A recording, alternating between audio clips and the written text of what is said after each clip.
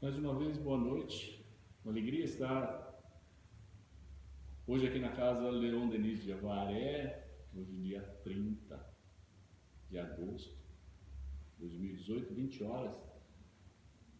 E nós trouxemos para vocês hoje, dando sequência ao estudo do Evangelho segundo o Espiritismo, nós estamos trazendo o capítulo 19.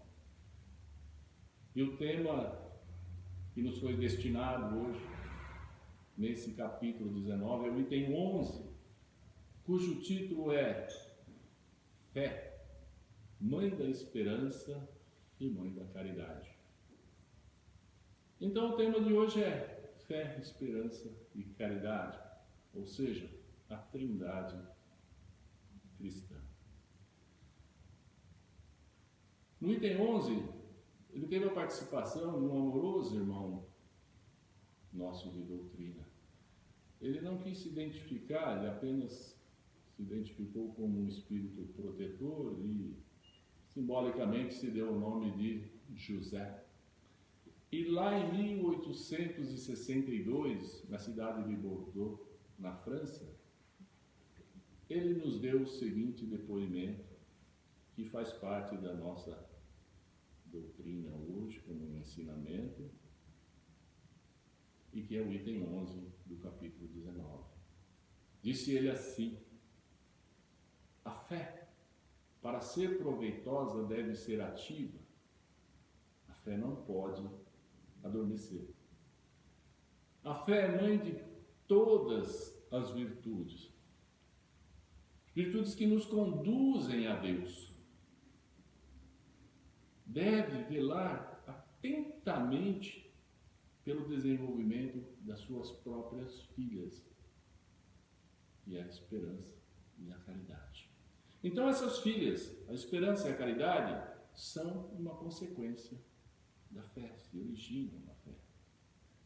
Então essas três virtudes formam uma trindade inseparável, a trindade cristã. Não é a fé que sustenta a esperança? Pergunta ele. Esperança de se verem cumpridas as promessas do Senhor? Porque se não tiverdes fé, o que vós esperareis da vida, então? Não é a fé que vos dá o amor? Pois então, se não tiverdes fé, que reconhecimento tereis? E por conseguinte, que amor tereis? Então esse é um depoimento do nosso querido José. E que entendimento nós podemos tirar disso?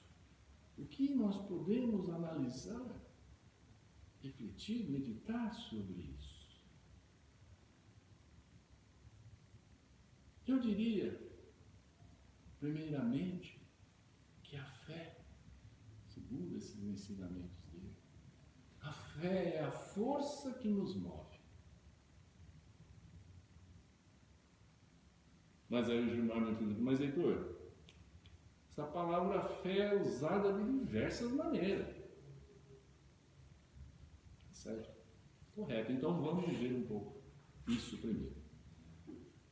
Existem inúmeras maneiras de se usar a palavra fé. Eu vou citar algumas só para não estender demais, mas para mostrar que realmente existem interpretações diferentes da palavra fé. Por exemplo, a fé social. Suponhamos que eu tenha um filho de 10 anos. Um neto, de 10 anos, que é mais coerente comigo. Que eu tenho um neto de 10 anos. E ele gosta muito de jogar bola. Fica o tempo inteiro jogando bola. Só que ele se destaca muito no futebol. E eu então, entusiasmado com aquilo, vou dizer, eu tenho fé que esse menino um dia vai ser um craque de futebol. A gente usa esse termo. Ou talvez um outro exemplo. Suponhamos que eu tenha uma empresa e eu vou dar emprego para alguém que não tem experiência. Mas eu conheço. Eu sei que é de boa família. Eu sei que se ele seguir o comportamento dos seus familiares, dos pais, ele vai ser muito bom funcionário. Então eu vou dizer não, eu vou dar emprego para ele porque eu tenho fé que ele vai ser um excelente funcionário. E assim eu posso estender essa fé social, fé que nós, do nosso dia a dia, para muitas e muitas outras situações, usando o termo fé.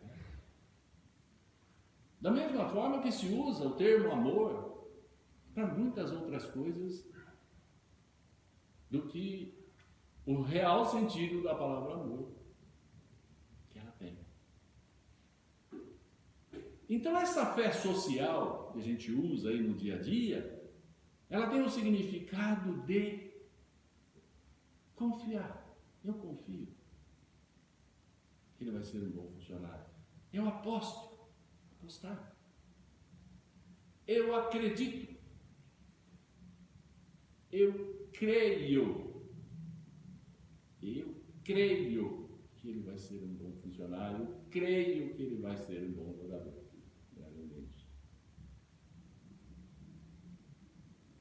Não é nenhuma afirmação. Tudo isso porque nessa vida, mesmo eu crendo, mesmo eu acreditando, mesmo eu confiando, até mesmo eu apostando, pode não dar exatamente como eu imaginei. E por falar em crer, vamos explorar mais essa palavra. Eu acho que todo mundo aqui crê em Deus. Todo mundo? Sim, todo mundo crê em Deus. Eu também. Ok? Todos nós aqui, inclusive eu, cremos em Deus.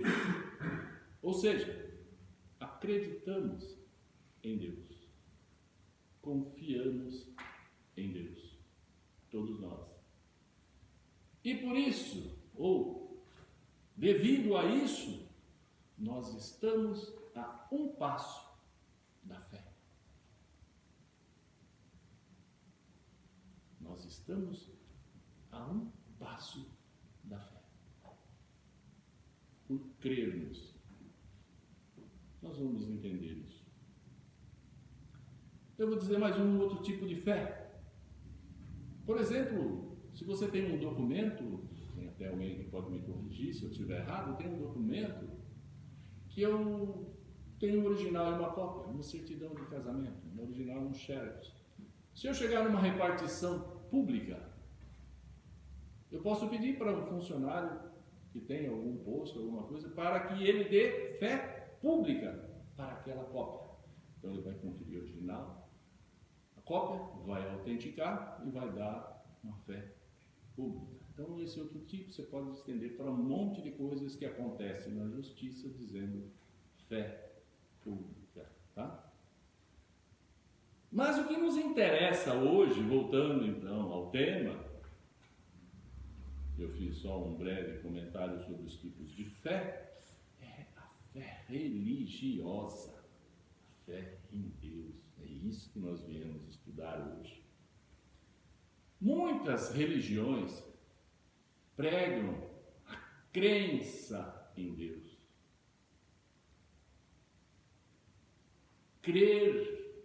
Crença, crer de acreditar, como um dogma. Tem que acreditar, tem que temer a Deus. E pronto. Ah, mas por que acreditar? Porque está na Bíblia. Muitas são assim. Mas e no entendimento espírita, o que é a fé? Nós espíritas somos adeptos da fé raciocinada e não da fé dogmática, ok? E como funciona o raciocínio espírita sobre a existência de Deus? Como é que é esse raciocínio? Bom, o entendimento é assim. É lei do universo que todo efeito tem uma causa. E se todo efeito tem uma causa, e se essa causa for inteligente, tá?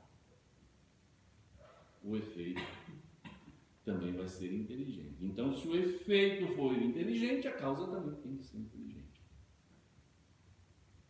Tá bom?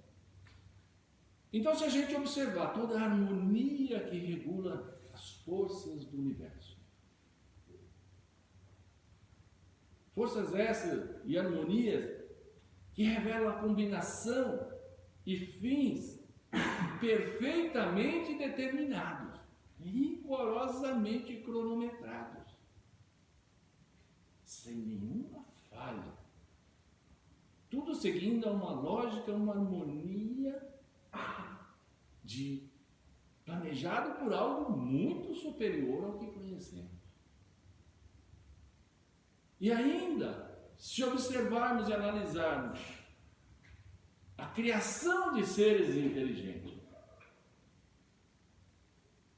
tudo isso tem que ter uma causa inteligente e superior ao que conhecemos.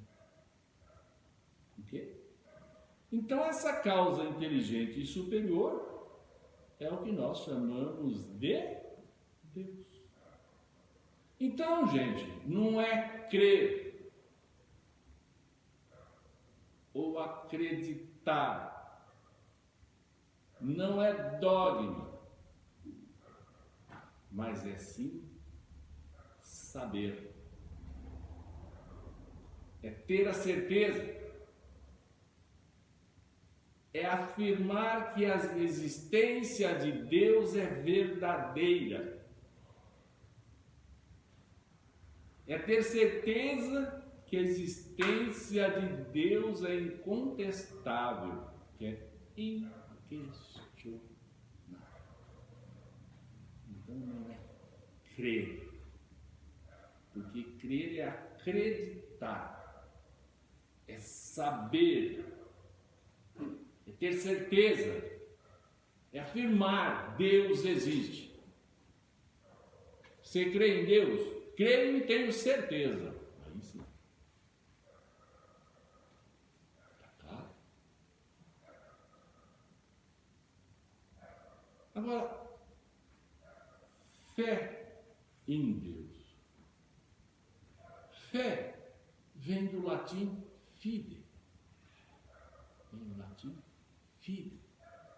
Que quer dizer fidelidade ou lealdade incondicional quando se trata de fé religiosa. Então, ter fé em Deus é ter lealdade, é ter fidelidade incondicional a Deus. Então, não é Deus que é fiel, é nós que temos que ser fiéis a Deus.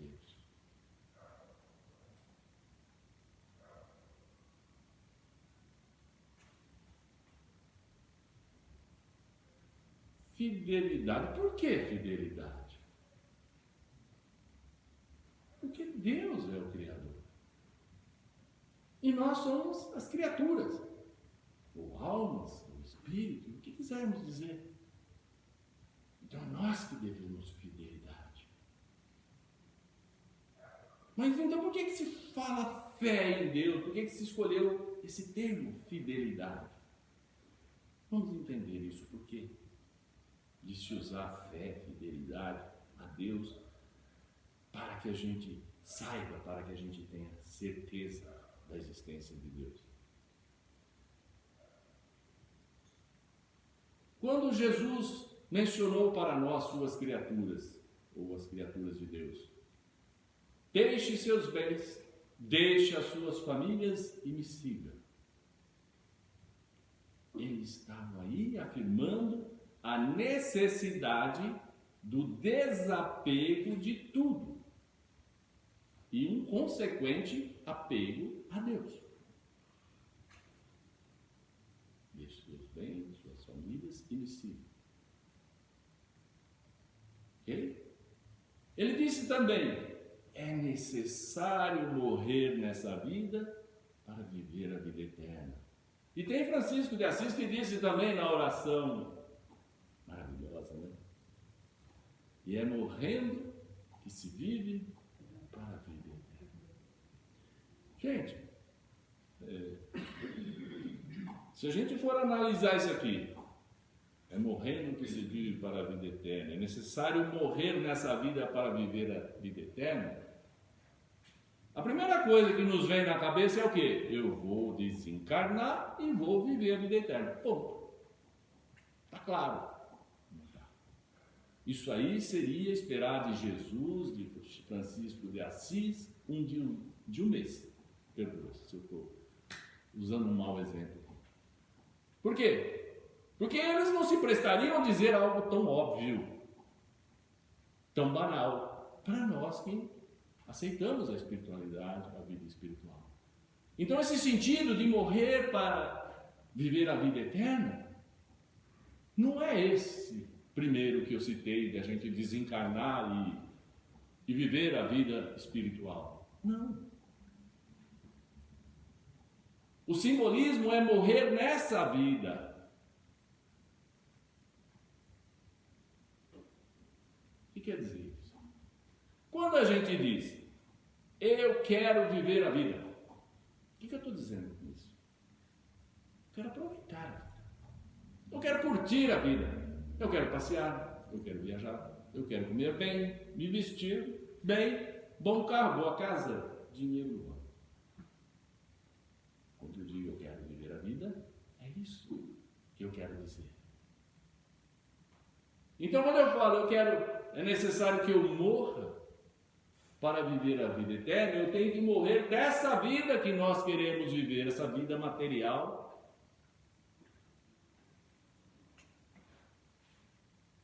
com essas coisas que fazem parte do Deus Mamon.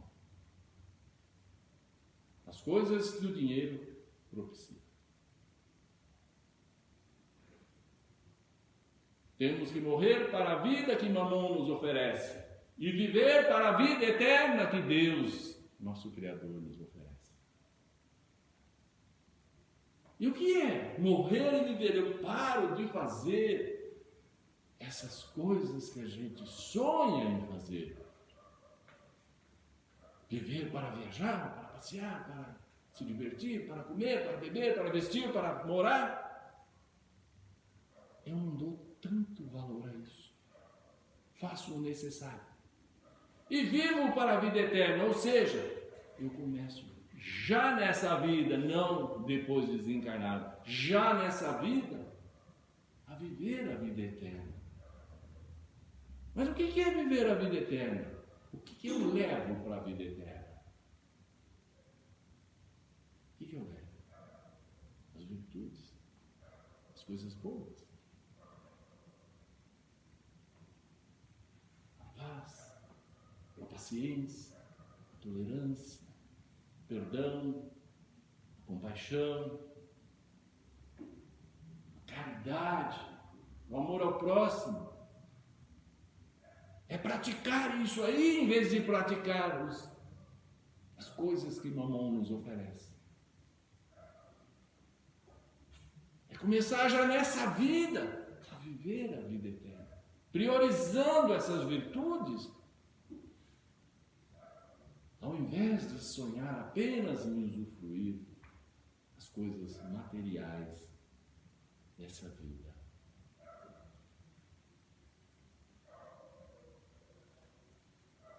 Na parábola das bodas do filho do rei,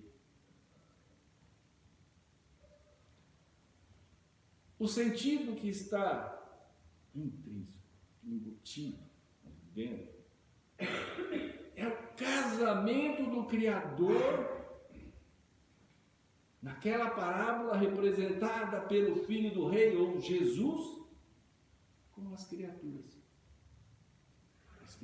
do Criador. As almas, os espíritos, façam. Mas não é esse casamento humano, esse casamento vulgar. Não. Mas é um casamento, é uma bodas de fidelidade. União, casamento, união. Uma bodas de fidelidade, de certezas. Uma bodas de comunhão de pensamentos.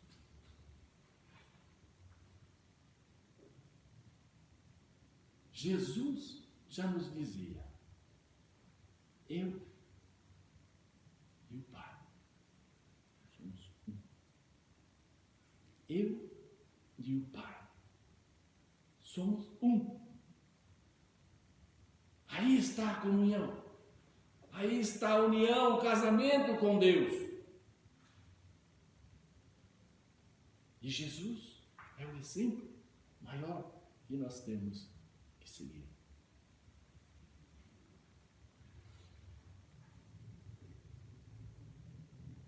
Mas não é fácil, né, gente? Não é fácil essa união que se espera de nós. Essa união que Jesus tem tão afinizada com Deus. É isso que temos que buscar, mas não é fácil.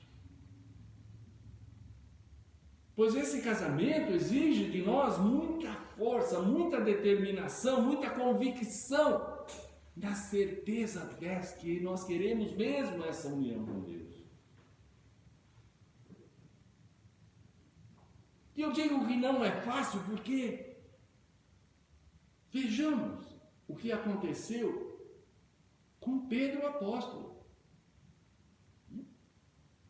Vocês se lembram? Tu és Pedro, e sobre a tua rocha edificarei a minha igreja. O que significa rocha? Ou pedra? Ou base? A fé de Pedro. De todos os apóstolos, Pedro era o que tinha mais fé em Deus, em Jesus, no Evangelho que Jesus estava nos trazendo. A fé maior sempre foi de Pedro. Então foi nele que Jesus programou a sua, entre aspas, igreja. Nós sabemos que esse termo igreja foi usado naquela época. Mas não é essas igrejas que nós estamos vendo por aí. Essa igreja que Jesus quis dizer é a doutrina que ele estava trazendo. A doutrina cristã, ou o cristianismo que ele trouxe.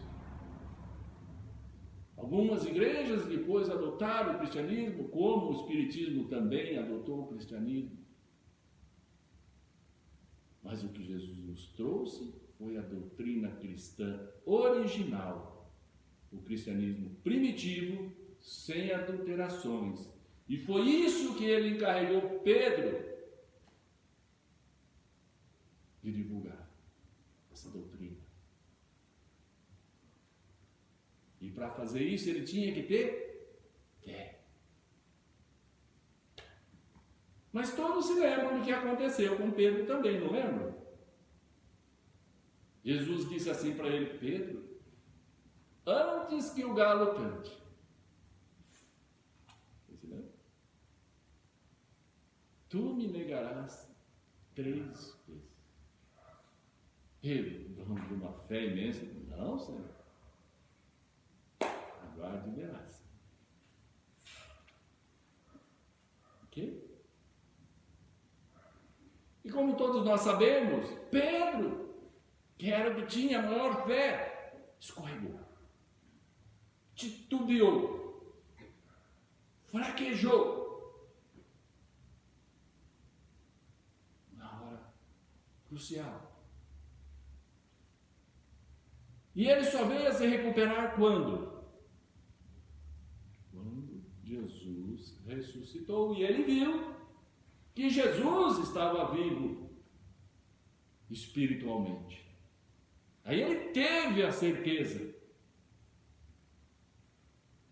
Aí a fé dele virou certeza e não crença.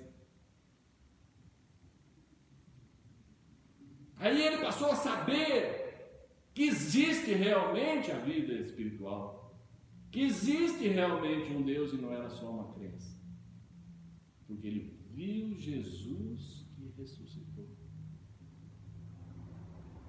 Por isso que eu digo que não é fácil. Imagina se para Pedro foi difícil.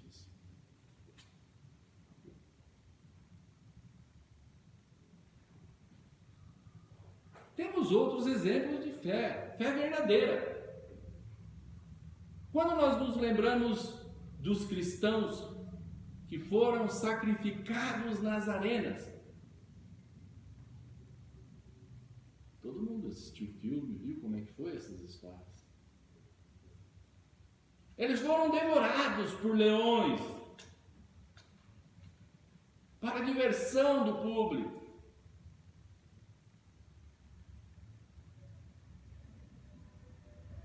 E todos eles, com raríssimas exceções, nós vamos dizer todos eles, seguidores do cristianismo, na certeza da existência de um Deus, o nosso Criador, eles se ajoelharam. E enquanto os leões se aproximavam e iam devorando um a um, eles cantavam e oravam louvores ao Criador.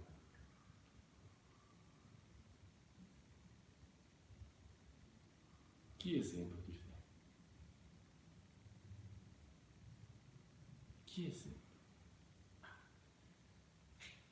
Então, gente, ter fé em Deus é o quê? É cumprir o primeiro mandamento que Jesus nos ensinou. Amar a Deus.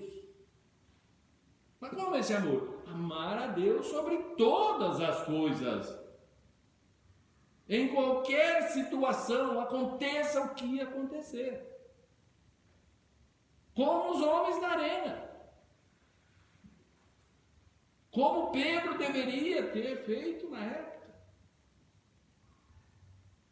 Mas se ele tivesse feito diferente, ele teria sido morto e não teria. Outro faria o que ele fez. Naquele momento, ele não teve a fé verdadeira. Mas depois se recuperou. E fez a maravilha que fez. E todos nós podemos também nos recuperar de um momento para o outro. Ao nos conscientizarmos definitivamente que Deus existe, que Deus é verdadeiro, não é apenas uma crença.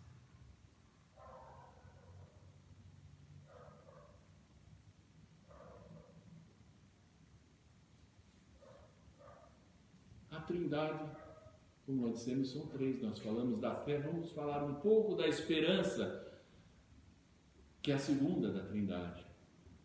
O que é a esperança? A esperança é a fé em movimento, a fé em ação. Esperança. Espera, alcança. Junta. Esperança. Quem espera em Deus sempre alcança. Então, o pedir e recebereis, faça suas obras em nome do Senhor, por amor a Deus, e receberás, e alcançarás. Então, se Deus é movimento, como disse Jesus diz que o Pai cria o tempo inteiro, trabalha o tempo inteiro. Então Deus é movimento. Fé em Deus, então, é movimento sempre. E esse movimento sempre na certeza de que Deus é verdade, que Deus existe. É certeza. E por isso devemos nos movimentar ou atuar, agir, sempre fazendo as obras que são agradáveis ao nosso Criador. Sempre, o tempo inteiro. Pois todos sabemos que a fé sem obras é uma fé morta. Está no Evangelho. Então, esperança religiosa ou esperança em Deus é conhecer. Porque quem conhece não tem dúvida.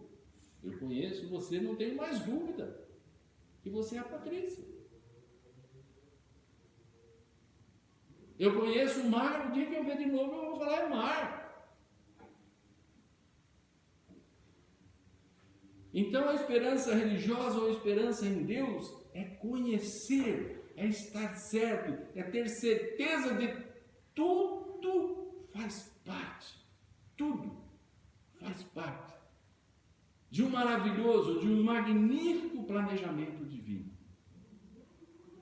Ao realizar a criação do universo e dos seres inteligentes, seus filhos. Tudo planejamento de Deus. É ter certeza, então, de que as leis divinas não mudam, são eternas. E que elas agem o tempo inteiro, favorecendo a lei principal para nós, que é a lei do progresso, a lei da evolução.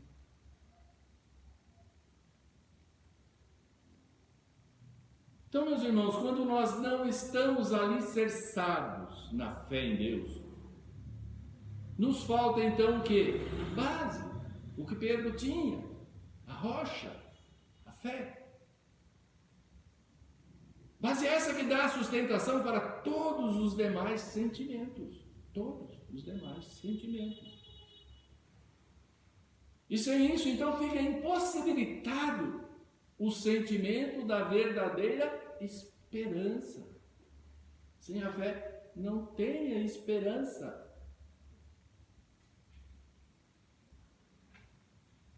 Pois a esperança divina tem que ser inabalável, imutável.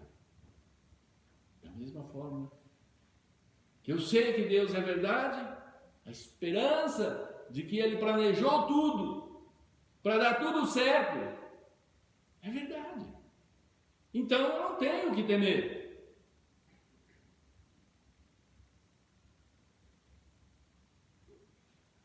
Faltando essa base que é a fé, resta-nos então sentimentos o quê? Menores. Menores do que a fé e que a esperança. Sentimentos que lastreiam no máximo a nossa imaginação, a nossa suposição. Então nós ficamos o quê? Na crença, no achismo, naquilo que achamos que possivelmente vai acontecer. Sentimentos que podem acontecer ou não.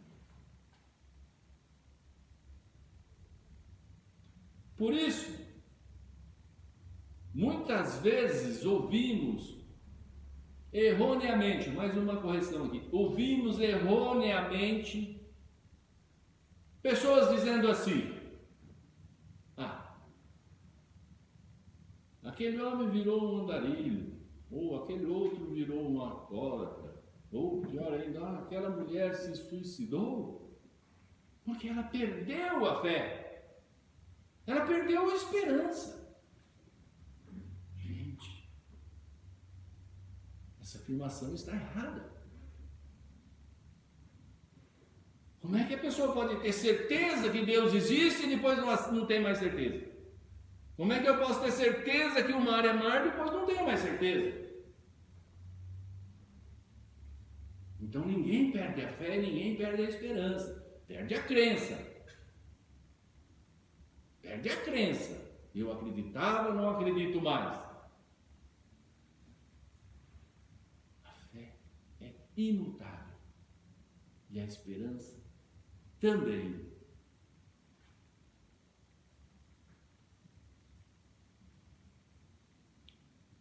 Esperança em Deus, então, é a certeza de que tudo está certo no lugar certo, no momento certo, na hora certa.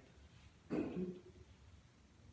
Esperança, então, é a paciência de caminhar, de atuar, de progredir, aguardando com a fé de que o que há de melhor, de que uma vida mais sublime, um dia vai chegar. E o terceiro item, que é a caridade. Ela é o trabalho conjunto da fé e da esperança. É o trabalho conjunto dos dois. Todos nós, desde a época dos indígenas até os povos mais cultos, todos nós temos uma centelha que nos faz sentir que nós fomos criados por um ser superior. Todos nós temos isso. Nós nascemos com isso.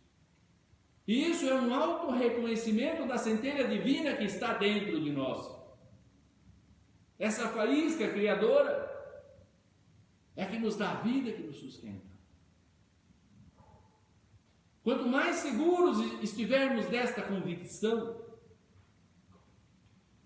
quanto mais certeza tivermos disso, mais nós teremos o que se chama fé cristã.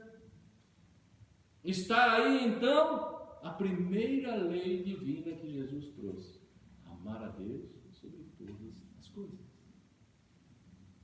Essa energia do amor a Deus é que nos dá mobilidade, que nos conduz, que nos dá motivação, pois ela é a esperança de que, seguindo, estaremos progredindo a caminho da luz. E concluiremos o tema de hoje lembrando que a fé é a divina inspiração de Deus, que desperta em nós todos os sentimentos que conduzem o homem para o bem. Todos os sentimentos bons.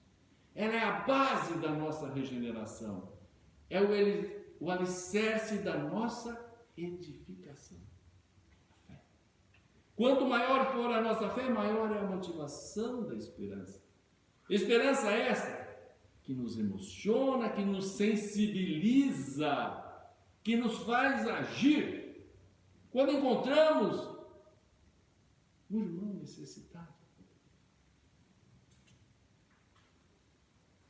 que nos faz interagir quando encontramos alguns excluídos, que nos faz atuar quando encontramos algum irmão necessitado de um apoio, de um incentivo, precisando de um ombro amigo, realizando, meus irmãos, nessas nossas ações, aquilo que nós conhecemos com o nome de caridade. Caridade. Aí está então, meus irmãos, a segunda lei divina que Jesus nos trouxe: amarás o teu próximo como a ti mesmo. Como? Praticando a caridade. É fazendo esse bem que nós vamos amar o nosso próximo. E como disse Jesus, nessas duas leis, amar a Deus e amar ao próximo, aí é que estão todos os ensinamentos, todos os apóstolos e todos os evangelhos. Está tudo aí. E finalizamos então, meus irmãos, esse maravilhoso momento de estudo desse assunto, desse tema tão precioso. Momento esse que eu tenho fé, que está sendo abençoado pela espiritualidade, pelos seguidores de Jesus. E eu terminaria dizendo que a trindade cristã, fé, esperança e caridade, nessa trindade, está traçado todo o verdadeiro sentido da nossa vida. Todo o sentido da nossa vida na trindade, fé, esperança e caridade. Que Deus nos abençoe. Faz uma prece de encerramento.